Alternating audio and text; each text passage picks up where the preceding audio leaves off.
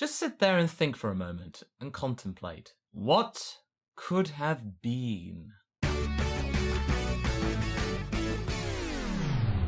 Hey guys, MasakoX here.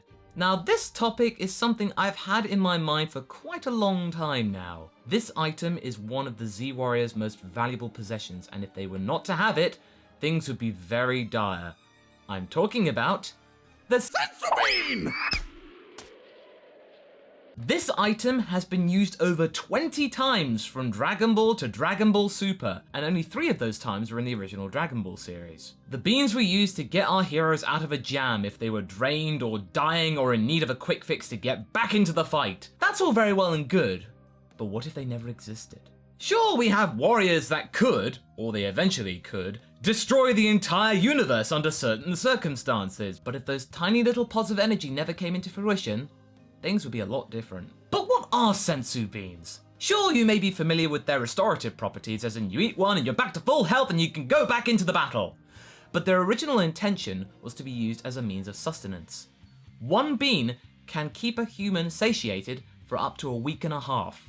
Less for a Saiyan. It can probably keep a Goku full for about, I don't know, 10 minutes? According to Volume 5 of Dragon Ball Culture by Derek Padula, the term Senzu Bean translates to hermit bean, with the zu syllable in sensu potentially denoting 20 in one mouth if you break down its original kanji into its component parts. It makes sense, as the beans are like eating multiple foodstuffs in one sitting. One bean can keep you good, and the hermit part makes even more sense because if you grow these beans, you could just eat those and never have to interact with anybody ever again. It's perfect for a hermit-like lifestyle. But having said that though, you would be living to eat rather than eating to live. There'd be no joy in eating the beans. You'd be just eating them just to exist. How boring would that be? Can you imagine Goku living like that? I don't think so. Hell, I don't think I could live like that. I love my red Thai chicken curry far too much. Not to mention you have to have a lot of these plants because these beans take months to cultivate.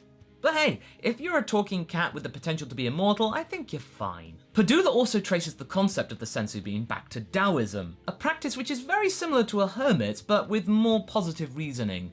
The search of inner peace and immortality. There are 2 ways to achieve this. You can either achieve this through physical exercises and meditation, like Master Roshi, or you can achieve it via alchemy, like Korin, through the discovery of secret elixirs and pills to help you on your quest. Sounds cool, actually. You can either achieve it via power or brains. To those who consume them, they are bestowed with magical and spiritual properties. The master then seeds these ideas into his students. Therefore, the practice is immortalized. The idea of Toriyama to literally turn these elixirs and pills into beans and seeds is genius.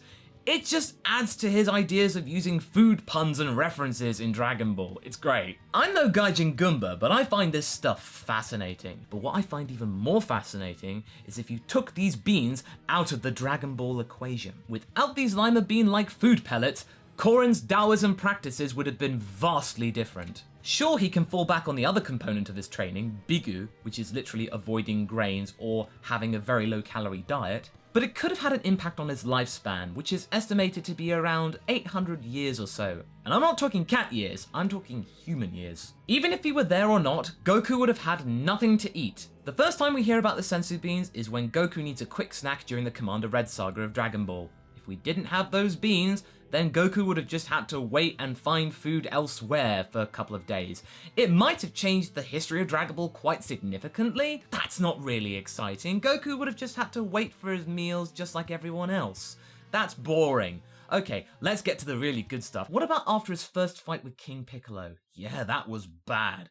Goku was caned heavily in that one. Without the Senzu Beans, Goku would have been lucky to have survived. Through some miracle, if he was able to convince Yajirobe to take him up to Korin's tower, and then to drink the ultra-divine water there and then, probably out of desperation, Goku would have most certainly died, as his strength reserves would have been tapped out, because with the ultra-divine water, you have to possess a modicum of strength, or else you will die and not get a power boost. There is definitely something in the water. So yeah, if Goku died, King Piccolo would have had no one to oppose him. He could have just taken over the world government without much resistance whatsoever. And if Goku hadn't been able to convince Yajirobe to take him up the tower, he would have had to heal naturally, and that could have taken months, possibly a year. And who's to say that King Piccolo wouldn't have used that time to pick him off, as well as Korin and Kame, leaving him unopposed? Oh, use the Dragon Balls to wish Goku back to health? No. After King Piccolo wished for his youth back, he destroyed Shenron and the Dragon Balls, so no one could use them against him. So yeah, you're pretty screwed. Dragon Ball as we know it would have been over at episode 112 when King Piccolo regained his youth. That is until Raditz shows up! Yeah, just because King Piccolo took over Earth doesn't mean Raditz wouldn't have still come to that planet looking for his brother. Raditz arrives on Earth 8 years after Goku is killed by King Piccolo. His power level would have been far greater than King Piccolo's. Even if the king were to drink the Ultra Divine Water, how he managed to get that somehow, I don't know. Even if he had that power boost, he would have still been weaker than Raditz. Yeah, that kind of sounds weird. Once the Saiyan found King Piccolo, he probably would have found out that his younger brother was slain by the monster. Unaware of the fact that Goku hit his head as a child and then became innocent, Raditz would have assumed that King Piccolo got in the way of Goku's conquering of Earth. He would have been angry, he would have been mad, he would have been livid about the fact that not only did Goku fail, but also his brother was dead. Yeah, Raditz would have promptly destroyed King Piccolo and his followers in a fit of rage. Raditz would have gone on to conquer the planet in the name of Lord Frieza and his fallen sibling. If Piccolo killed Kami and Korin, there would be no Earth Dragon Balls to fall back on. The planet would just become another settlement of Lord Frieza. So much for King Piccolo then. So there we have it. Without those magic beans, Earth would have just become a nameless planet in Lord Frieza's empire, and Raditz would have probably been our governor. Wow, that just sounds wrong. So what did you guys think of my little theory? Good, bad, need some work? Do you have your own theory? Leave a comment below and let's get this discussion going. Anyway, I hope you enjoyed this video. Until the next one, be sure to like and subscribe. Until next time, guys. Catch you later.